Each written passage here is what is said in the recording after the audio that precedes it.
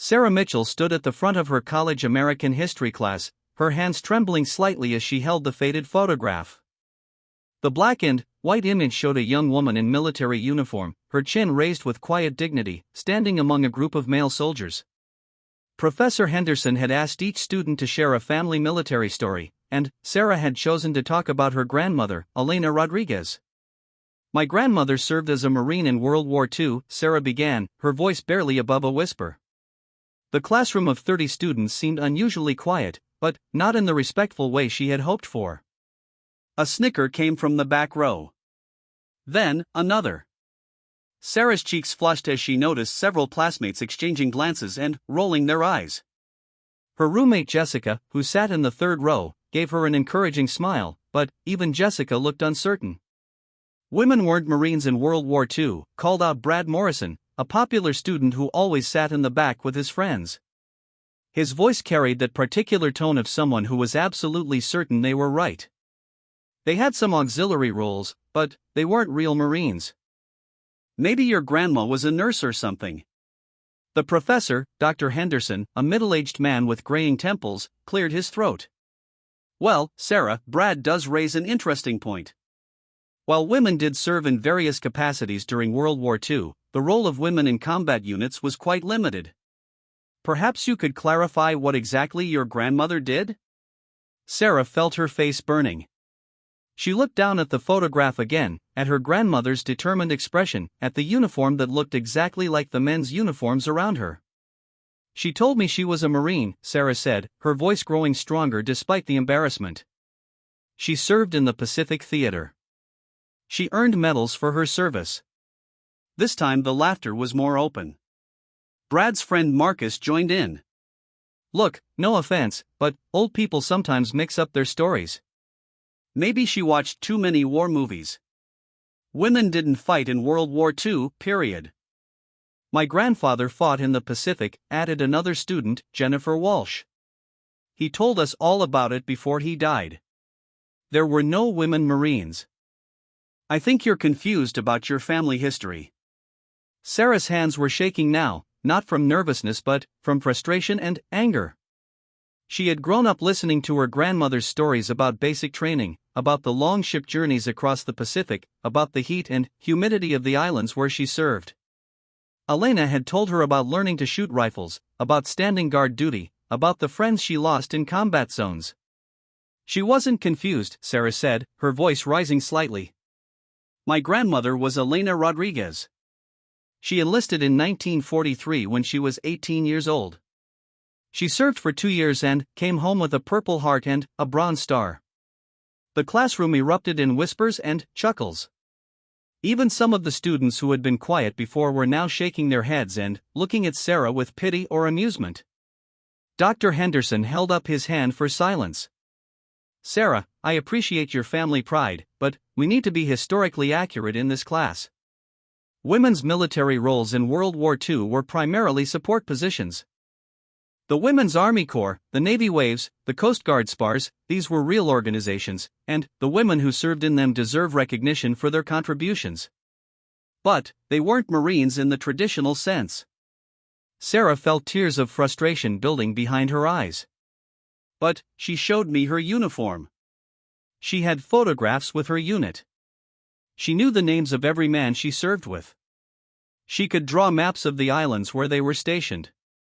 "Look, Sarah," Brad said, his tone now patronizing rather than mocking, "your grandma probably worked on a base somewhere, maybe as a secretary or in communications. That's still important service. You don't need to make up stories about her being some kind of combat Marine." The bell rang, signaling the end of class. Students began packing up their books and papers, many of them still whispering and glancing at Sarah. She stood frozen at the front of the classroom, still holding the photograph. As students filed out, Sarah heard fragments of conversations. "Can you believe she actually thought her grandma was a real Marine? My dad's a military historian. He would have a field day with this. I feel bad for her, but, come on, women Marines in World War II? What's next, women fighter pilots?" Jessica approached Sarah as the room emptied. "Hey, don't let them get to you," she said, putting a hand on Sarah's shoulder. Maybe there's something you don't know about your grandmother's service. Maybe she exaggerated a little to make herself feel more important. A lot of older people do that. Even her best friend doubted her. Sarah carefully placed the photograph back in her folder. She didn't exaggerate, Jess. I know what she told me. I'm sure she served, Jessica said quickly. I'm not saying she didn't serve. I'm just saying maybe the details got mixed up over the years. You know how family stories can grow and change. Dr. Henderson was erasing the board, but he turned to face Sarah. Miss Mitchell, I don't want you to feel discouraged. Family military service is always something to be proud of. But, as historians, we have to be careful about facts. If you'd like to do some research on women's actual roles in World War II, I'd be happy to recommend some excellent books. Sarah nodded numbly and gathered her things. As she walked out of the classroom, she could hear Brad and his friends talking loudly in the hallway. She probably thinks her great-great-grandmother was at Gettysburg too, Brad was saying. Right next to Joan of Arc, Marcus added, causing the group to burst into laughter. Sarah hurried past them, her face burning with shame and anger. She had been so excited to share her grandmother's story, so proud of the woman who had raised her after her parents died in a car accident when she was 12. Elena Rodriguez had been her hero, her role model, the strongest person she had ever known. That evening in her dorm room, Sarah sat at her desk with her laptop open, determined to prove her classmates wrong. She started with basic searches: Women Marines World War II, Women in Combat World War II, Female Marines Pacific Theater. The results were discouraging. Everything she found seemed to support what her classmates had said. The official Marine Corps website mentioned women serving in support roles, but nothing about women in combat units. History books talked about the Women's Army Corps and Navy waves, but described them as auxiliary forces that handled communications, administration, and medical support. She found references to something called Women Marines, but they were described as serving in non-combat roles, primarily on the home front. According to every source she could find, they worked as clerks, drivers, mechanics, and radio operators, but they didn't serve overseas in combat zones. Sarah stared at the screen, feeling her certainty begin to waver. Had her grandmother really made up her stories? It seemed impossible. Elena had been so detailed, so specific. She knew the names of islands that Sarah had to look up on maps. She could describe the sound of artillery fire, the smell of diesel fuel and tropical flowers, the way the red dirt stained everything. Her phone buzzed with a text from Jessica. Found some stuff online about your grandma's unit. Doesn't look good. Sorry. Sarah's heart sank. She clicked on the link Jessica had sent. It led to a military history forum where someone had posted the question, did women Marines serve in combat in World War II? The responses were unanimous and emphatic, absolutely not. One post from someone claiming to be a military historian was particularly detailed. Women Marines in World War II served exclusively in the United States, primarily at Marine bases handling administrative duties. They were not deployed overseas and certainly not to combat zones. Any claims to the contrary are either misunderstandings or fabrications. Sarah closed the laptop and lay down on her narrow dorm bed. Above her on the wall was another photograph of her grandmother, this one taken much later in life. Elena was in her 70s, standing in her small garden behind the house where Sarah had grown up.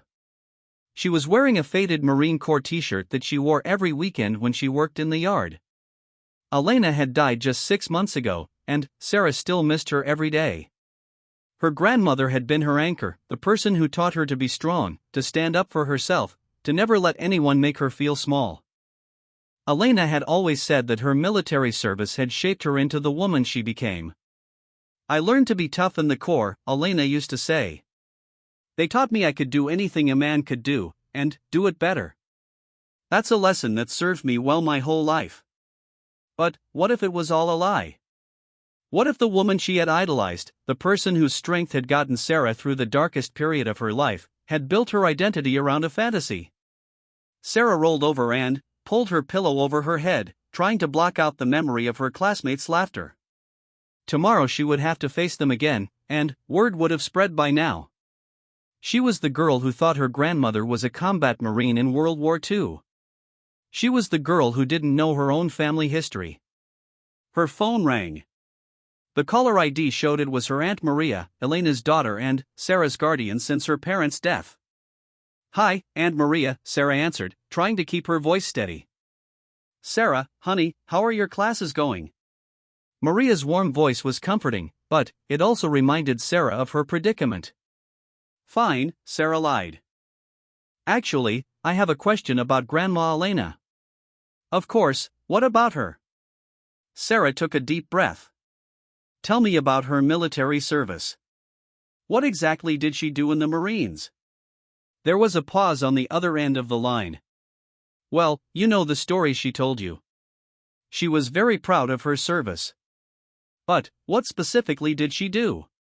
Where exactly did she serve?" Another pause, longer this time.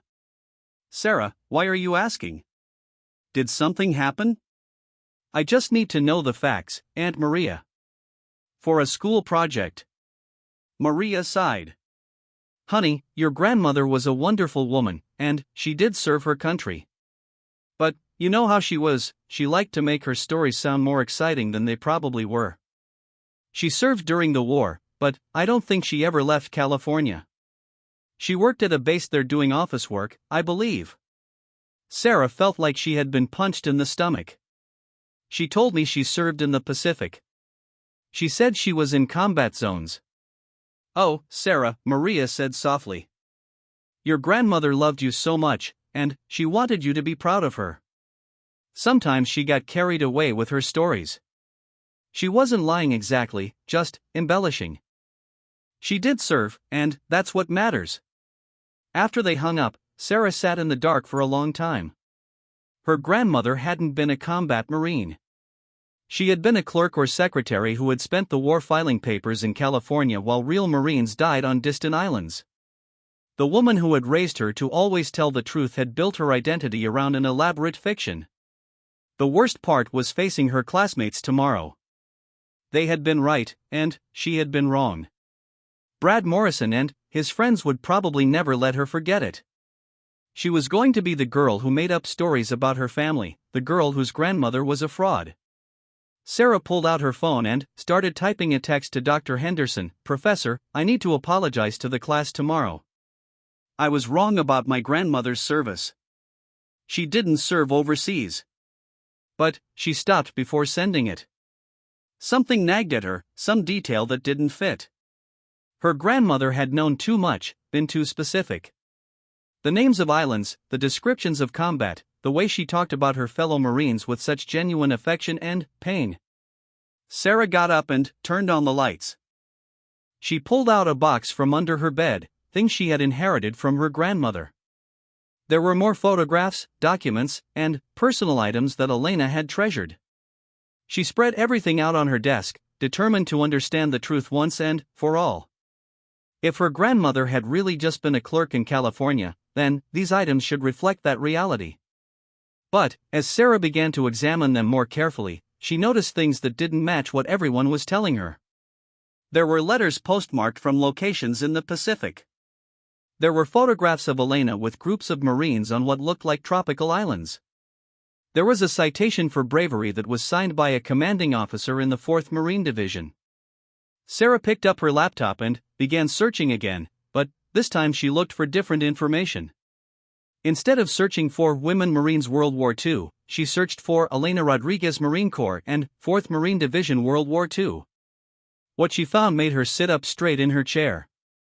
The 4th Marine Division had indeed served in the Pacific Theater, fighting in some of the bloodiest battles of the war. And, according to at least one source, they had included women in their ranks, though this fact had been largely overlooked or suppressed in official histories. Sarah's heart began to race. Maybe everyone was wrong. Maybe her grandmother had been telling the truth after all.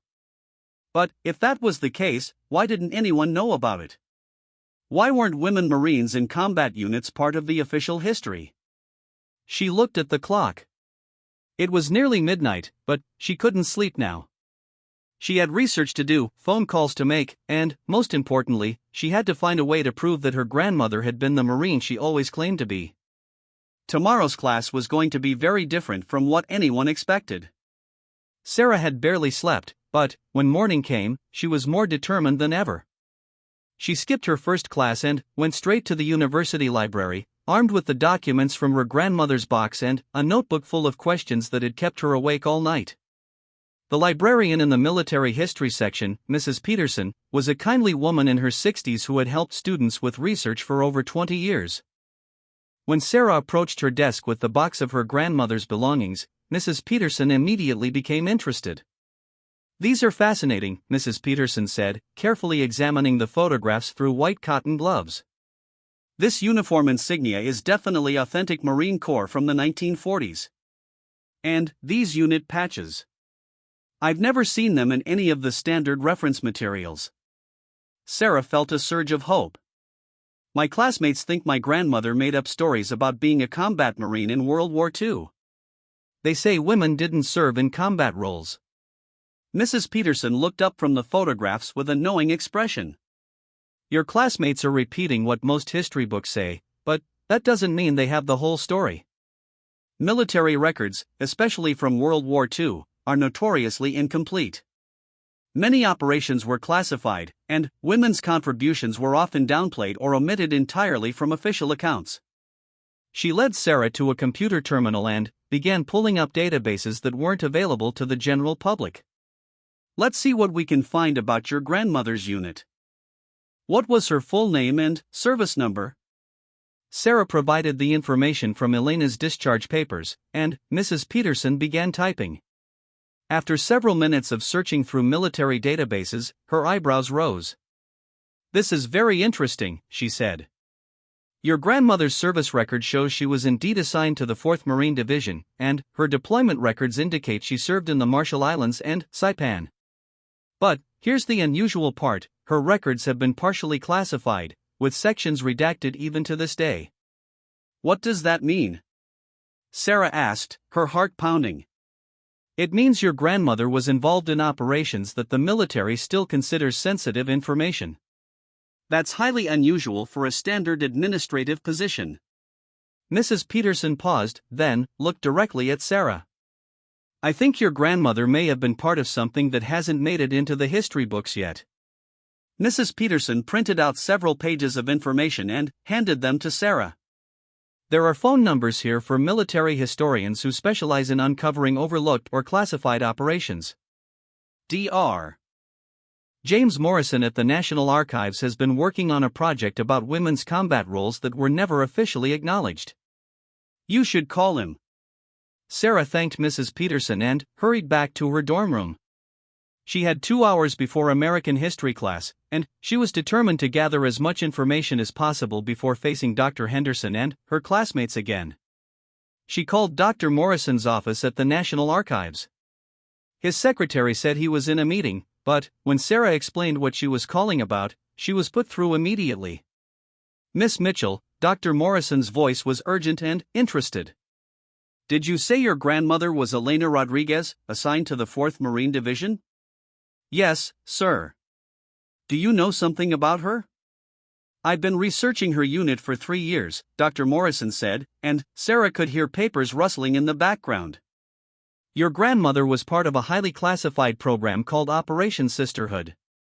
It was an experimental unit that placed women Marines in combat support roles much closer to the front lines than officially acknowledged.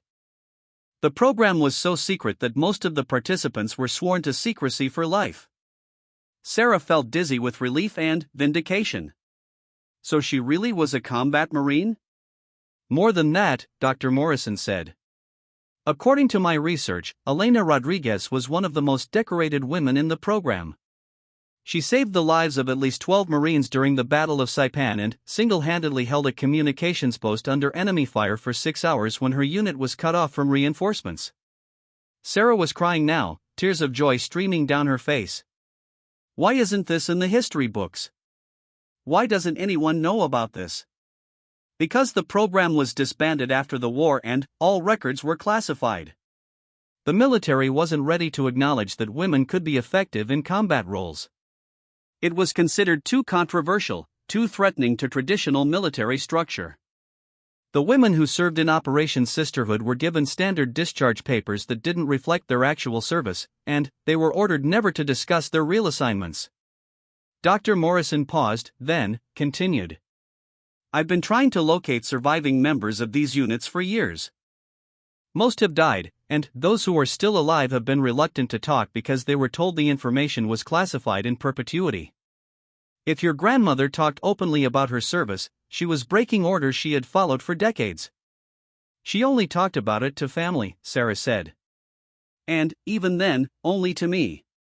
She said I needed to know what women were capable of. She was a remarkable woman, Dr. Morrison said. I have been trying to get Operation Sisterhood declassified for public recognition. These women deserve to have their true service acknowledged. Would you be willing to share your grandmother's documents with me? They could be crucial to my research. Sarah agreed immediately. Dr. Morrison gave her his email address and asked her to scan and send everything as soon as possible. He also gave her the phone number for Robert Chen, a documentary filmmaker who had been working with him to create a film about Operation Sisterhood. Call Mr. Chen today, Dr. Morrison urged. He's been looking for family members of Operation Sisterhood veterans. Your grandmother's story could be exactly what he needs to bring national attention to this forgotten piece of history.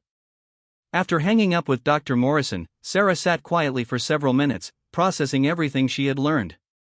Her grandmother hadn't just been a Marine, she had been a hero whose service had been deliberately hidden from history. Elena had broken a lifetime of enforced secrecy to share her story with Sarah, trusting her granddaughter to understand the importance of remembering. Sarah called Robert Chen next. He was driving to Washington, D.C. for meetings with military historians, but he pulled over to talk when she explained who she was. Elena Rodriguez was a legend in the units I've been researching, Chen said. I have interviews with 3 other Operation Sisterhood veterans who mentioned her by name. They called her the Iron Butterfly because she looked so young and delicate, but she was tougher than most of the men in her unit. Chen explained that he had been working on the documentary for 2 years, but had struggled to find enough surviving veterans or family members willing to go on record.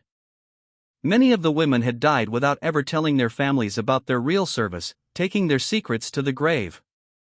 Your grandmother's photographs and documents could provide crucial visual evidence, Chen said. And if you're willing to be interviewed, your story about how she shared her experiences with you would be powerful testimony about the cost of keeping these women's service secret. Sarah agreed to be interviewed and to provide copies of all her grandmother's materials. Chen said he could drive to the university that evening to meet with her. As she hung up the phone, Sarah realized she had less than 30 minutes before her American history class. She quickly gathered copies of the most important documents Dr. Morrison had helped her find online, printed them out, and put everything in a folder. Walking across campus to the classroom, Sarah felt a mix of nervousness and excitement. Yesterday she had been humiliated and embarrassed. Today she was returning with proof that would shock everyone who had doubted her. She arrived at the classroom a few minutes early. Jessica was already there, and she gave Sarah a sympathetic look. "How are you feeling today?" Jessica asked. "I felt so bad about yesterday. People were talking about it at dinner last night." "Were they?" Sarah asked, trying to sound casual. "What were they saying?" Jessica looked uncomfortable. "Just, you know. About family stories getting exaggerated over time. Brad was telling everyone that his dad is a military historian and that he's going to look up your grandmother's actual service record to prove she was never overseas." Sarah smiled. "That sounds like an excellent idea." Jessica looked confused by Sarah's reaction, but before she could ask any questions, other students began filing into the room. Brad Morrison and his friends took their usual seats in the back, and Sarah noticed they were looking at her with a mixture of amusement and pity. Dr. Henderson entered the room carrying a stack of papers and his usual coffee cup. He glanced at Sarah with what appeared to be concern, probably wondering if she was going to cause another disruption. "Before we begin today's lecture on the Pacific Theater," Dr. Henderson said, "I want to address something from yesterday's class." Miss Mitchell, I hope you understand that my corrections weren't meant to diminish your pride in your family's service. Military service takes many forms, and support roles are just as important as combat roles. Sarah stood up, holding her folder. Professor Henderson, I appreciate your concern, but I have some new information about my grandmother's service that I think the class should hear. Dr. Henderson looked uncomfortable. Miss Mitchell, I think we should move on to today's lesson. We don't need to revisit yesterday's discussion. But, Professor, Sarah said, her voice steady and confident, yesterday you said we need to be historically accurate. I've spent the last 18 hours researching my grandmother's actual service record, and I think you'll find the historical accuracy is more complicated than any of us realized. From the back of the room, Brad Morrison laughed. Oh, come on. Are you seriously still claiming your grandma was some kind of secret combat marine? Sarah turned to look at him directly. Actually, Brad, that's exactly what I'm claiming. And I have documentation to prove it. She opened her folder and pulled out the pages Mrs. Peterson had helped her print. My grandmother, Elena Rodriguez, was part of a classified program called Operation Sisterhood that placed women Marines in combat support roles in the Pacific Theater. The program was so secret that it wasn't acknowledged in official military histories until researchers began uncovering it in recent years. The classroom had gone completely quiet. Even Dr. Henderson was listening intently. Sarah continued, Elena Rodriguez served with the 4th Marine Division in the Marshall Islands and Saipan. She was awarded the Purple Heart after being wounded by shrapnel while maintaining communications during an enemy bombardment, and she received the Bronze Star for saving the lives of 12 Marines during the Battle of Saipan. She walked to Dr. Henderson's desk and handed him copies of the documents. These are her service records, obtained this morning from military databases that show her overseas deployment and classified assignments. I also have contact information for Dr. James Morrison at the National Archives, who has been researching Operation Sisterhood for 3 years. Dr. Henderson was examining the papers with obvious surprise.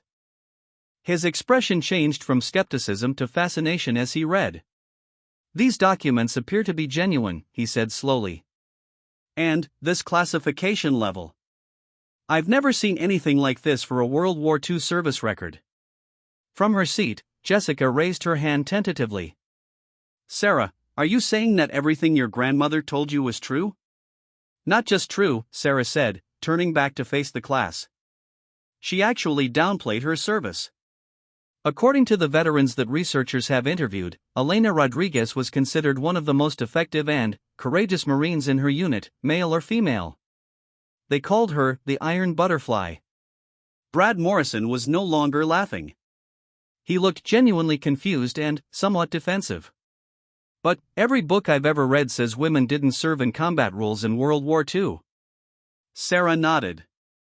That's because Operation Sisterhood was classified and the women were ordered never to discuss their real assignments. Most of them kept that secret their entire lives. My grandmother only told me because she wanted me to understand what women were capable of achieving. Dr. Henderson was still reading through the documents. Miss Mitchell, this is extraordinary. If this is accurate, it represents a significant gap in our understanding of women's roles in World War II combat operations. There's more, Sarah said.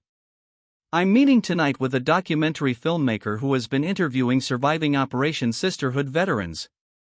He's creating a film to bring national attention to these women's service and hopefully get their contributions officially recognized. The classroom was buzzing with whispers now, but they weren't mocking whispers. Students were looking at Sarah with new respect, and many seemed genuinely interested in learning more. Jennifer Walsh, the student who had been so certain about her grandfather's experience in the Pacific, raised her hand. Sarah, I owe you an apology. My grandfather might have served alongside your grandmother and never known it if the program was that secret. Sarah smiled at her. Your grandfather's service was real and important too, Jennifer. This isn't about taking anything away from the men who served. It's about recognizing that more people contributed to the war effort than we knew. Dr. Henderson looked up from the documents. Miss Mitchell, would you be willing to share this information with my military history colleagues? This could change how we teach about women's roles in World War II. Absolutely, Sarah said. My grandmother always said the truth has a way of coming out eventually. She would be proud that her story is finally being told. As she returned to her seat, Sarah felt a profound sense of peace. She had vindicated her grandmother's memory and honored the truth Elena had entrusted to her. More than that, she was helping to restore recognition to women whose heroism had been hidden for 70 years. But Sarah had no idea that her investigation was about to take an even more dramatic turn. The phone call she would receive that afternoon would bring Elena Rodriguez's story full circle in a way she never could have imagined. Sarah was in the campus coffee shop, reviewing her notes for her meeting with Robert Chen, when her phone rang. The caller ID showed an unknown number with a Virginia area code. Is this Sarah Mitchell? The voice belonged to an elderly man, speaking with careful precision. Yes, who is this? My name is Frank Morrison. I believe you've been speaking with my son, Dr. James Morrison, about your grandmother Elena Rodriguez. Sarah nearly dropped her phone. You're Dr. Morrison's father? I am. But, more importantly, I served with your grandmother in the Pacific Theater. Jimmy told me you had questions about Elena's service, and I thought it was time I spoke up. Sarah's heart began racing. You knew my grandmother? Frank Morrison's voice became thick with emotion. Elena Rodriguez saved my life on Saipan. I've been carrying that debt for 70 years, and I never had the chance to thank her properly. When Jimmy told me he had found her granddaughter, I knew I had to call. Sarah grabbed a pen and started taking notes frantically. Can you tell me what happened? July 15, 1944, Frank said without hesitation. I was 18 years old, scared out of my mind, and bleeding from shrapnel in my leg. Our unit was pinned down by Japanese machine gun fire, and I couldn't move. Elena crawled through 50 yards of enemy fire to reach me, dragged me to cover, and patched up my leg well enough that I could make it to the medic station. Frank paused, and Sarah could hear him taking a shaky breath. But that wasn't the remarkable part. The remarkable part was what she did next. She went back out there 3 more times to get other wounded Marines. When our radio operator was killed, she took over his position and maintained communications with headquarters for 6 hours while enemy shells were landing all around us. Sarah was crying as she wrote. This was exactly the story her grandmother had told her, but hearing it from someone who had been there made it real in a way that documents couldn't. Mr. Morrison, Sarah said, did you ever try to contact my grandmother after the war? I tried for years, Frank said sadly. But all the Operation Sisterhood records were classified, and the Marines wouldn't tell me anything about where Elena had gone or how to reach her. The official story was that no women had served with our unit. It was like she had never existed. Frank continued, I named my son James after Jimmy Rodriguez, Elena's younger brother who was also in our unit. Elena talked about him constantly, worried about him because he was even younger and more scared than the rest of us. Sarah's pen stopped moving. My grandmother had a brother named James? You didn't know? Jimmy Rodriguez was a hell of a Marine, just like his sister. Elena was so proud of him. She kept a picture of him in her helmet. This was information Sarah had never heard before. Her grandmother had never mentioned having a brother, and Sarah's Aunt Maria had never said anything about an uncle. Mr. Morrison, what happened to James Rodriguez? Frank's voice became very quiet. Jimmy was killed in the final assault on Saipan. Elena was the one who found his body. I've never seen anyone grieve like that and still keep fighting. She finished the mission, completed her duties, and never spoke his name again. I think losing him broke something in her that never quite healed. Sarah felt like she was learning about her grandmother for the first time. Elena had suffered a devastating loss during the war, the death of a beloved brother, and had never shared that pain with anyone in the family. Mr. Morrison, would you be willing to meet with me? And with the documentary filmmaker who's working on the Operation Sisterhood story? I've been waiting 70 years to tell someone about what Elena did, Frank said. Of course I'll meet with you. But there's something else you need to know. I'm not the only one who's been looking for Elena's family. What do you mean? There were 12 Marines in Elena's immediate unit. I've stayed in touch with the 4 who are still alive. When my son told me he had found Elena's granddaughter, I called the others. They all want to meet you, to honor Elena's memory properly. We've been talking about having a memorial service for the Operation Sisterhood women, and Elena would be the guest of honor. Sarah was overwhelmed. Her grandmother, who had died quietly in a small town with only family at her funeral, was being remembered by Marines who had never forgotten her heroism. There's more, Frank continued. Do you know anything about Elena's military decorations? The Bronze Star and Purple Heart? I have them, Sarah said. She kept them in a box with her other military things. Those aren't the only medals she earned. Elena was recommended for the Navy Cross, the second highest decoration for valor. But, because Operation Sisterhood was classified, the award was never officially processed. The paperwork has been sitting in a classified file for 70 years. Sarah could barely speak. The Navy Cross was one of the highest honors a Marine could receive, awarded for extraordinary heroism in combat. My son has been working to get Elena's Navy Cross approved and awarded posthumously, Frank said. But, we need family permission and participation in the process. Would you be willing to accept the medal on Elena's behalf? Yes, Sarah whispered. Of course. There's one more thing, Frank said. Elena's brother Jimmy was also recommended for the Navy Cross. He died before it could be awarded, but it was never processed either. The Marines want to award both medals in a ceremony honoring all the Operation Sisterhood veterans. Sarah had to sit down. In less than 48 hours, her grandmother had gone from being dismissed as a storyteller to being recognized as a Navy Cross recipient. When? Sarah asked. We're still working out the details, but probably within the next few weeks. The Marine Corps has finally agreed to acknowledge Operation Sisterhood officially, and they want to make it a significant event. There will be media coverage, family members of other veterans, and hopefully some attention to the fact that women's military contributions have been undervalued for too long. After hanging up with Frank Morrison, Sarah sat quietly for several minutes, trying to process everything. Her grandmother had lost a brother in the war and had never spoken of him, carrying that grief in silence for 70 years. Elena had been recommended for one of the military's highest honors, an award that had been denied only because of institutional secrecy and gender discrimination. Most importantly, Elena's fellow Marines had never forgotten her. They had been looking for her family for decades, wanting to thank her and honor her memory. Sarah's phone buzzed with a text message from Robert Chen, running late, but should be there in an hour. Bring everything you have. This story is bigger than I thought. Sarah called Dr. Morrison to tell him about her conversation with his father. He was as excited as she was.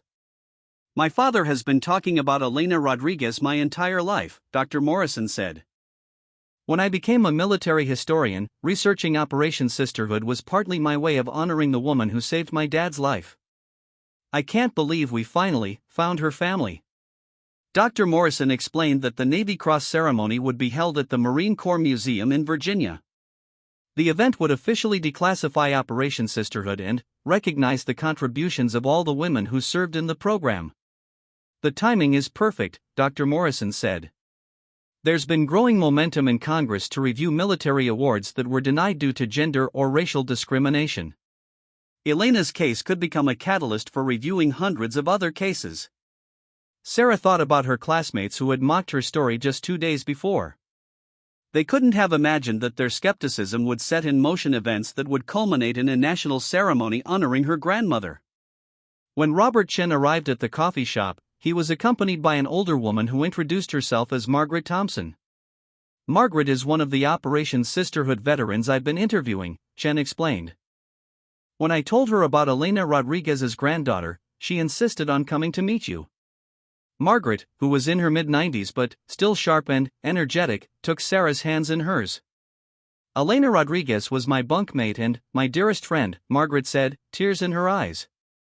I thought about her every day for 70 years, wondering if she had survived the war, if she had gotten married, if she had children. Learning that she lived a full life and had a granddaughter who loved her enough to fight for her memory, it's the most wonderful news I could have received.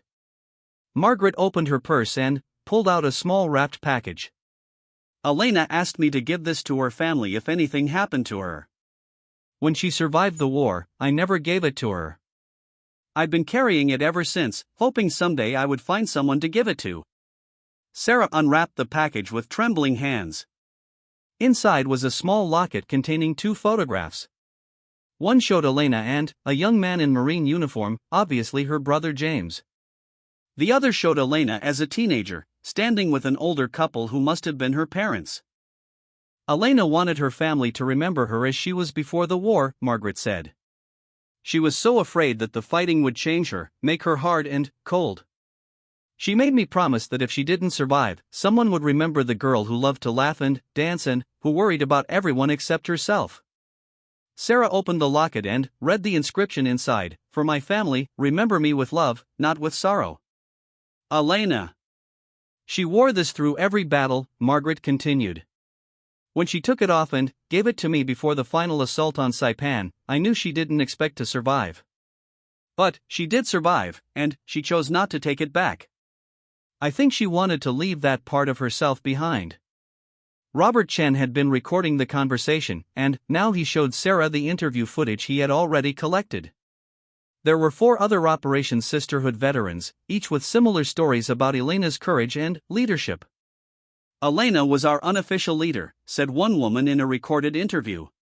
She was the one we turned to when we were scared, the one who made the hard decisions when our officers weren't around. She had this way of making you believe you could do anything. Another veteran described Elena's reaction to her brother's death. She held his body for maybe 10 minutes, crying like her heart was broken. Then, she wiped her tears, picked up his rifle, and finished the mission he was supposed to complete.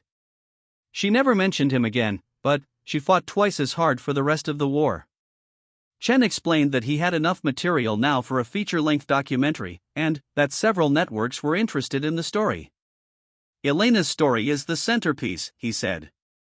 She represents everything these women went through, the heroism, the sacrifice, the decades of being forgotten, and, finally, the recognition they deserved. There's one more thing, Margaret said to Sarah. Elena kept a journal during the war. I don't know if she took it with her when we shipped home, but if she did, it would contain her own words about everything that happened. Did you find anything like that among her belongings? Sarah shook her head. I don't think so. But there are still some boxes in her attic that I haven't gone through yet. If that journal exists, Chen said, it would be historically invaluable. A first-person account from an Operation Sisterhood veteran, written during the actual events, would be unique in the historical record. Sarah made a mental note to search through her grandmother's house more thoroughly. She was beginning to understand that Elena had been not just a hero, but a historical figure whose story had national importance. As they prepared to leave the coffee shop, Margaret hugged Sarah tightly. Elena would be so proud of you, she said. You're fighting for her memory the same way she fought for all of us during the war. You have her spirit, her determination to stand up for what's right even when everyone tells you you're wrong. Walking back to her dorm room, Sarah felt the weight of responsibility settling on her shoulders. She wasn't just defending her grandmother's reputation anymore, she was helping to restore recognition to dozens of women whose heroism had been hidden for 70 years. Tomorrow she would drive to her grandmother's house to search for the journal Margaret had mentioned. But, tonight, she had one more phone call to make. Her Aunt Maria deserved to know that her mother hadn't just been a war veteran, she had been a Marine whose fellow soldiers were planning to honor her with one of the military's highest awards. Sarah drove the 2 hours to her grandmother's house early Saturday morning, her mind racing with everything she had learned. The small white frame house looked exactly as it had when Elena was alive, the garden still neat and carefully tended by Aunt Maria, the American flag hanging from the front porch, the wind chimes Elena had loved making soft music in the morning breeze. Sarah had her own key, and she let herself in quietly. The house still smelled like Elena's lavender soap and the coffee she had made every morning for 60 years. Walking through the rooms, Sarah felt her grandmother's presence strongly, but now it was different. She wasn't just remembering the woman who had raised her, she was standing in the home of a war hero. The attic access was in Elena's bedroom closet, hidden behind a panel that Sarah had noticed but never thought to investigate. Elena had been a small woman, barely 5 feet tall, but she had somehow managed to store several boxes in the cramped attic space above the bedroom. Sarah climbed up with a flashlight and began bringing boxes down one by one. Most contained household items and clothing, but the last box was different. It was an old military footlocker, olive green and stenciled with Elena's name and service number. Inside the footlocker, beneath carefully folded military uniforms and equipment Sarah had never seen before, was a leather-bound journal tied with a faded ribbon. Sarah's hands trembled as she opened it and saw her grandmother's familiar handwriting on the first page, Elena Rodriguez, Personal Journal, 1943 to 1945. If something happens to me, please send this to my family so they know I died serving my country with honor. Sarah sat on her grandmother's bed and began to read. The journal started with Elena's arrival at basic training and documented her entire military experience in vivid, personal detail. But it also revealed aspects of Elena's personality and inner life that Sarah had never known. The early entry showed a young woman who was homesick, frightened, but absolutely determined to prove herself. October 15, 1943, the other girls think I'm too small and too young to be a Marine. Maybe they're right. But I've been taking care of my little brother Jimmy since Mama died, and I know I'm stronger than I look. I'm going to show them what a Rodriguez can do. As Sarah read further, she learned about the rigorous training Elena and the other Operation Sisterhood recruits had undergone. They had trained alongside male Marines, learning not just communications and administration, but combat skills that would save their lives in the Pacific. November 22, 1943, today I fired expert on the rifle range. Sergeant Collins said I'm the best shot in the unit, including the men. Jimmy is going to be so proud when I tell him. He's still in basic training himself, but we're both hoping to be assigned to the same division. The middle section of the journal documented Elena's deployment to the Pacific and her first experiences in combat zones. Her writing showed the evolution from a frightened teenager to a seasoned Marine. March 10, 1944, we're somewhere in the Marshall Islands. I can't say exactly where because of censorship, but it's hot and humid and everything smells like diesel fuel and rotting vegetation. Yesterday I helped evacuate wounded Marines from the forward aid station while we were under artillery fire. I was scared, but I did my job. Mama always said the Rodriguez family doesn't back down from a fight. But it was the entries about her brother James that revealed the depth of Elena's love and loss. June 20, 1944, Jimmy arrived with the replacement draft today. I couldn't believe it when I saw him walking off the transport ship. He looks so young and scared, but he's trying to act tough for the other men. I pulled him aside and told him to stick close to the veteran Marines and follow their lead. I can't bear the thought of something happening to him. Sarah had to stop reading and wipe away tears. The Elena she had known was a strong, independent woman who rarely showed vulnerability. But these journal entries revealed a young woman who was desperately trying to protect her baby brother while fighting her own battles. The entries leading up to James's death showed Elena's growing fear for his safety. July 10, 1944, we're preparing for the assault on Saipan. Jimmy is assigned to the first wave, and I'm going in with the second wave to establish communications. I've taught him everything I can about staying alive in combat, but he's so young and eager to prove himself. I pray to God I can keep him safe. July 14, 1944, the assault started this morning. Jimmy's unit hit the beach under heavy fire. I can hear the shooting from the communications post, and all I can think about is whether he's still alive. This waiting is the hardest thing I've ever done. Then came the entry that explained everything about Elena's war experience and the grief she carried for the rest of her life. July 15, 1944, Jimmy is dead. I found his body this afternoon during the advance. He had taken shrapnel from a mortar round and died instantly. At least he didn't suffer. I held him for as long as I could, then I had to leave him and complete the mission. Frank Morrison was wounded nearby, and there were others who needed help. I saved 3 Marines today, but I couldn't save the one who mattered most. I don't know how I'm going to tell Mama and Papa that I failed to protect their baby boy." Sarah was sobbing now, understanding for the first time the terrible burden her grandmother had carried. Elena had blamed herself for James's death, even though there was nothing she could have done to prevent it. The journal entries after James's death showed Elena channeling her grief into an almost superhuman determination to save other Marines. July 16, 1944, "I'm not going to lose anyone else if I can help it. Every Marine I save is one less family that has to get a telegram like the one my parents will receive. I'm going to make Jimmy's death mean something." July 18, 1944, held the communications post under fire for 6 hours today. "Lost count of how many casualties I helped evacuate. The men are calling me Iron Butterfly because they say I look delicate, but I'm tougher than steel. If only they knew that I feel broken inside." The final entries in the journal documented the end of the war and Elena's struggle to return to civilian life. August 15, 1945, "The war is over. I should be happy, but all I feel is empty. I've been a Marine for 2 years, and I don't know how to be anything else. How do I go back to being a regular girl when I've seen and done things that will give me nightmares for the rest of my life?" September 10, 1945, "They're disbanding Operation Sisterhood and classifying all our records. We've been ordered never to discuss our real service. They want us to go home and pretend we were just clerks and typists. I understand why they're doing it, but it feels like they're erasing us from history. Maybe that's for the best. Maybe some things are better forgotten."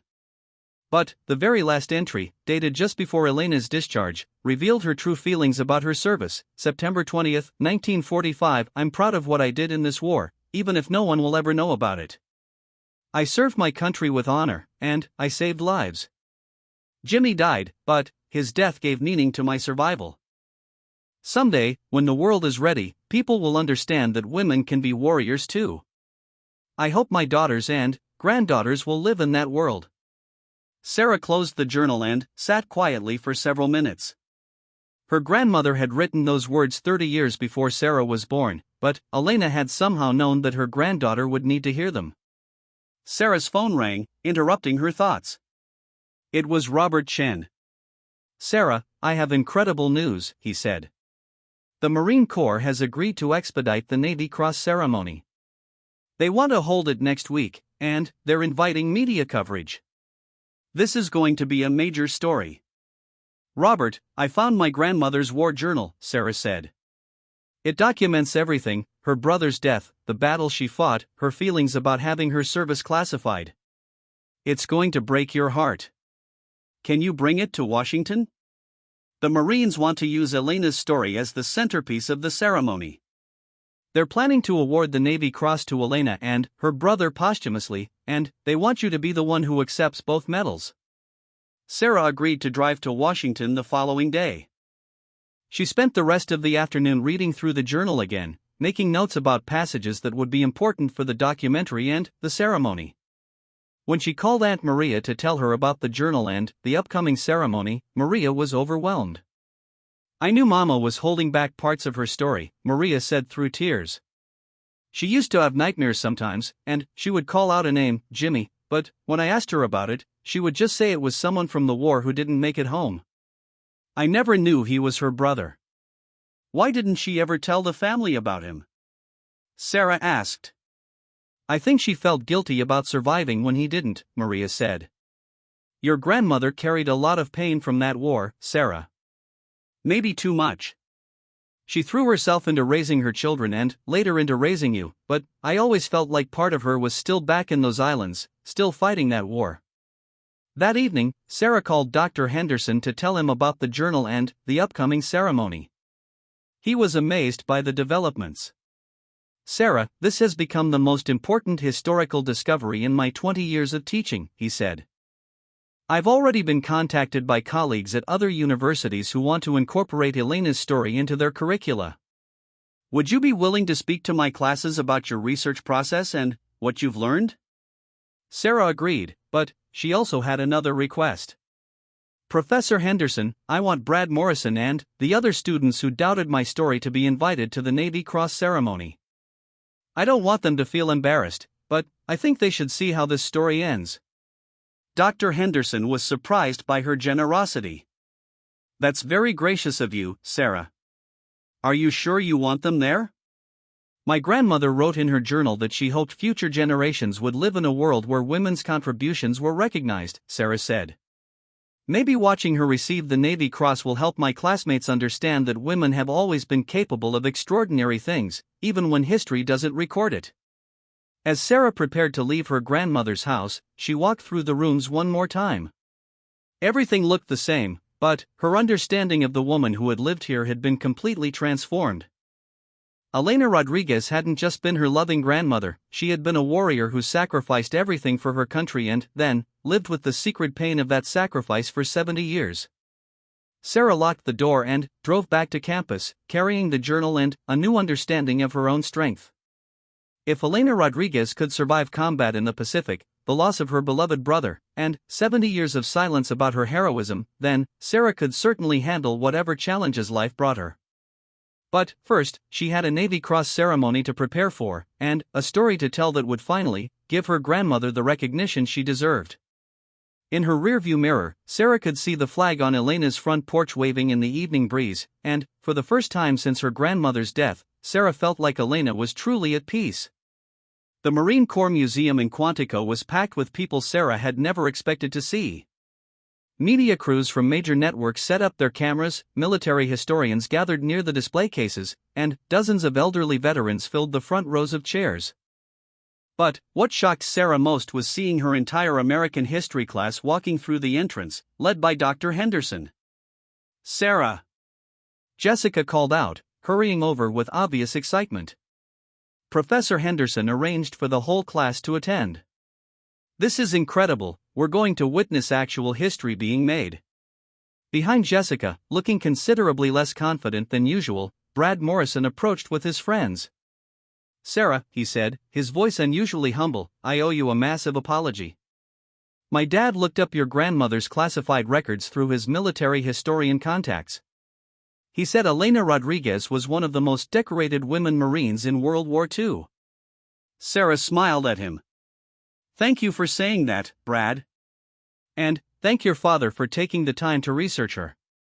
Actually," Brad continued, "my dad wants to interview you for his next book about overlooked military heroes. He said Elena's story could help reveal how many other women's contributions have been forgotten." Before Sarah could respond, Robert Chen appeared at her side, followed by Margaret Thompson and 3 other elderly women Sarah didn't recognize. "Sarah, I want you to meet the surviving members of Elena's unit," Robert said. "Ladies, this is Elena Rodriguez's granddaughter." The women gathered around Sarah with tears in their eyes. At 90+ years old, they still carried themselves with the bearing of Marines, standing straight and looking her directly in the eye as they shook her hand.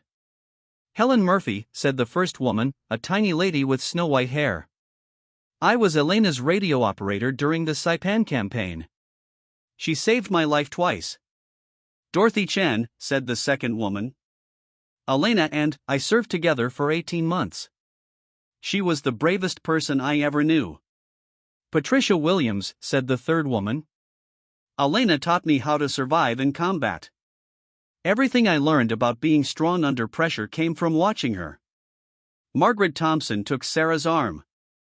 "We've been waiting 70 years to honor Elena properly. Today feels like completing a mission we started in 1945. Sarah was overwhelmed by the attention, but she was also aware that something else was happening in the museum. Near the entrance, she could see a group of men in their 90s, wearing marine dress blue uniforms decorated with numerous medals. They were scanning the crowd as if looking for someone specific. Frank Morrison, whom she recognized from photographs Robert Chen had shown her, broke away from the group and walked directly toward her. Despite his age, he moved with purpose and determination. "Sarah Mitchell?" he asked, extending his hand. "I'm Frank Morrison. We spoke on the phone." "Mr. Morrison," Sarah said, shaking his hand. "Thank you so much for coming." "I wouldn't miss this for the world," Frank said. "But there's something I need to tell you. The men I served with, we didn't just come here to watch a ceremony. We came here to tell everyone what Elena Rodriguez really did in the war. Frank gestured toward his fellow veterans. Sarah, I want you to meet Elena's unit. These men have been carrying her story for 70 years, waiting for someone to listen. The elderly Marines formed a semicircle around Sarah. Each man looked at her with an expression of respect and gratitude that made her feel like she was standing in the presence of living history. Thomas Anderson, said a tall, dignified man with a chest full of decorations. Elena Rodriguez pulled me out of a collapsed bunker on Saipan. I've spent 70 years trying to find a way to thank her. Michael O'Brien, said another veteran. Elena stayed with me for 12 hours when I was wounded and cut off from our unit. She fought off 3 separate enemy attacks to keep me alive. Robert Washington, said a third man. Elena integrated our unit before the military was officially integrated. She never saw color, never saw gender, she just saw Marines. She taught us what equality really meant. One by one, each veteran shared a story about Elena's courage, her leadership, her refusal to abandon a fellow Marine. Sarah listened with growing amazement as she learned that her grandmother had been not just a hero, but a legend among the men who served with her. Frank Morrison spoke last. Sarah, your grandmother was the heart and soul of our unit. When she lost her brother Jimmy, we all thought she might break. Instead, she became even stronger. She made us all want to be better Marines, better men. Dr. Henderson and Sarah's classmates had gathered close enough to hear the veterans' stories. Sarah could see the amazement and respect on their faces as they listened to first-hand accounts of Elena Rodriguez's wartime heroism. Brad Morrison stepped forward. Sir, he said to Frank Morrison, I'm Brad Morrison, no relation. I made some ignorant comments about Sarah's grandmother last week. I didn't understand that women had served in combat roles. Frank Morrison studied Brad for a moment. Son, a lot of people don't know the real history of World War II. These women's stories were classified for 70 years. But now you know, and that knowledge comes with responsibility. You need to make sure these stories are never forgotten again. A Marine officer in dress blues approached the group. Miss Mitchell? I'm Colonel James Rodriguez, Marine Corps Public Affairs. I believe I need to speak with you. Sarah's eyes widened. Rodriguez? Are you? I'm your grandmother's nephew, Colonel Rodriguez said with a smile. Your Uncle Jimmy was my grandfather. When the Marine Corps started investigating Operation Sisterhood, they discovered that Elena Rodriguez had family currently serving. I volunteered to be part of today's ceremony. Sarah felt like the world was spinning. She had an uncle she'd never known about, a Marine colonel who was representing the Corps at her grandmother's medal ceremony.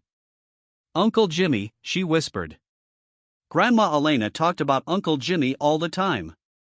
But we thought he died in the war. Colonel Rodriguez looked confused. Jimmy Rodriguez survived the war. He came home, got married, had children. He died in 1995, but he lived a full life after the war.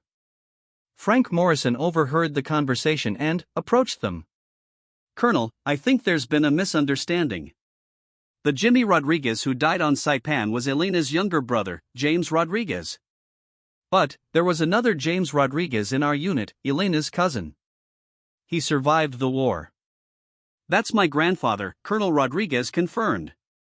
He told me stories about his cousin Elena, but the family lost touch after the war. Elena's side of the family moved to California, and my grandfather stayed in Texas. We never knew what happened to her. Sarah realized that her grandmother had kept another secret. She had surviving family that she'd never contacted, perhaps because the memories were too painful. The ceremony was about to begin, and Sarah was escorted to the front row. As she sat down, she noticed that the entire audience was now much larger than expected. Word had spread through social media and news networks, and people were still arriving. Marine Commandant General Patricia Williams took the podium. Today we are here to correct a 70-year oversight, she began. Operation Sisterhood was a classified program that placed women Marines in combat support roles throughout the Pacific Theater. These women served with extraordinary courage and distinction, but their contributions were classified and forgotten. General Williams continued, "Today we declassify Operation Sisterhood and recognize the women who served in this groundbreaking program. We also honor two Marines whose heroism exemplifies the finest traditions of the Corps, Elena Rodriguez and her brother James Rodriguez, both of whom made the ultimate sacrifice in service to their country." Sarah realized there was still some confusion about which James Rodriguez had died, but she decided not to interrupt the ceremony. The important thing was that both Elena and her brother were being honored. Elena Rodriguez, the general continued, reading from official documents, distinguished herself by extraordinary heroism while serving with the 4th Marine Division during the Battle of Saipan.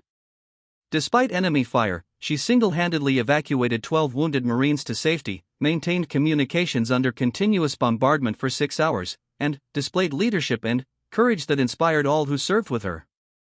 The general called Sarah to the podium.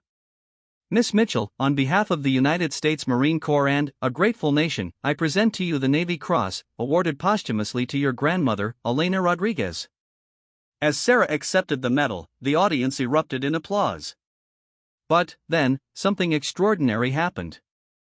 The surviving members of Elena's unit, both the women Marines and the men, stood up and began to applaud in perfect unison. Their applause was rhythmic, disciplined, and unmistakably military. The applause continued as other veterans in the audience joined in. Soon, the entire museum was echoing with the sound of hundreds of people honoring Elena Rodriguez's memory. Sarah stood at the podium, holding her grandmother's Navy Cross, tears streaming down her face. When the applause finally ended, Frank Morrison stood up from his seat. "General Williams, permission to address the audience?" "Granted, Mr. Morrison." Frank walked to the microphone with the assistance of a Marine honor guard. "Ladies and gentlemen, Elena Rodriguez was more than a hero. She was a teacher, a leader, and a friend who changed the lives of everyone who served with her. When I was 18 years old and scared out of my mind, Elena Rodriguez showed me what courage looked like." Frank turned to look at Sarah. "Miss Mitchell, your grandmother made me promise to tell her family something if I ever found them. She said, 'Tell them I served with honor, and tell them that love is stronger than fear.'" The entire audience was silent, hanging on Frank's words. "Elena Rodriguez loved this country enough to risk everything for it," Frank continued. "She loved her fellow Marines enough to sacrifice her own safety for theirs. And she loved her family enough to keep her service secret so they wouldn't have to carry the burden of her wartime experiences." Frank paused, looking out at the audience. "But some secrets are meant to be revealed. Elena Rodriguez and the other Operation Sisterhood women proved that courage has no gender, that heroism knows no boundaries, and that the Marine Corps is strongest when it includes the very best, regardless of who they are." As Frank returned to his seat, Sarah realized that this ceremony was about much more than her grandmother's recognition. It was about changing how history remembers women's contributions to the military, and about inspiring future generations of women to serve. After the ceremony, Sarah was surrounded by reporters, historians, and family members she was just meeting for the first time. Colonel Rodriguez introduced her to dozens of relatives she didn't know existed, including Elena's nieces and nephews who had grown up wondering what had happened to their war hero aunt. But the moment that meant the most to Sarah came when Margaret Thompson approached her with a final gift. "Elena made me promise to give this to her family if her story was ever told publicly," Margaret said, handing Sarah a sealed envelope. "She wrote it before our final mission, just in case." Sarah opened the envelope and read the letter aloud. "To my family, if you are reading this, it means my story has finally been told. I want you to know that every day I served was an honor, every life I saved was a blessing, and every sacrifice was worth it because I was fighting for the world I wanted you to inherit. I kept my service secret not because I was ashamed, but because I wanted to protect you from the pain of war. But now that the truth is known, I hope you understand that you come from a family of fighters, a family that stands up for what's right even when the cost is high. Be proud, be brave, and remember that love is always stronger than fear." Elena Rodriguez, United States Marine Corps. As Sarah finished reading the letter, she looked out at the audience. Her classmates were there, no longer mocking but inspired. The surviving veterans were there, finally, able to honor their friend and fellow Marine. Members of Elena's extended family were there, learning about their heritage for the first time. Most importantly, the story of Operation Sisterhood was now part of the official record, ensuring that future generations would know that women Marines had served with distinction in World War II.